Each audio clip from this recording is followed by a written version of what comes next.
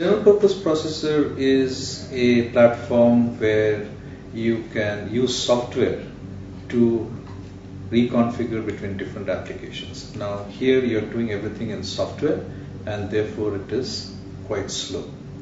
On the other hand, you could have dedicated hardware or custom hardware, which is also called application specific integrated circuit, or ASIC in short. That is a device that cannot be configured at all. So that is a single device for a single application. Now when you have a device which can cater to multiple applications simultaneously and is in hardware, that in my opinion would be a reconfigurable computing platform.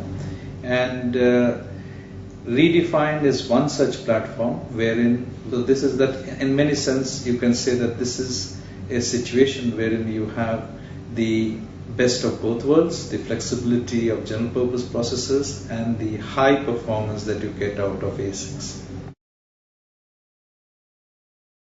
REDEFINE, as I said, is a hardware reconfigurable chip or an ASIC.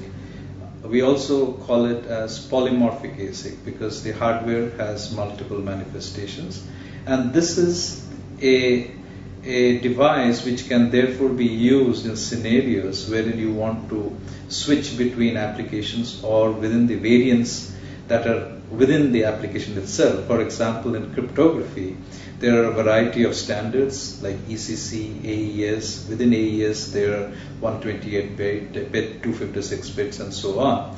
So when you want to have a single chip that would accelerate any of these cryptography applications, you essentially have a piece of hardware that is very flexible. So REDEFINE has been used as a crypto accelerator, and we have been using this for some of the requirements to meet the requirements of the government sector.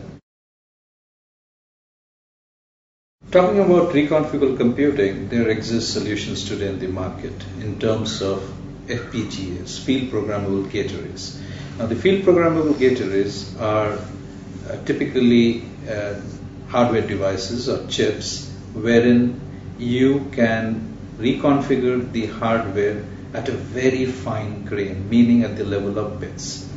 So just imagine the amount of reconfiguration information that you will have to pump in if you want to change the application that the device is supporting. Secondly, the FPGAs are not very comfortable in terms of runtime reconfiguration. In fact, to the best of my knowledge, there does not exist FPGAs that are runtime reconfigurable, though there are a few of them that are partially reconfigurable.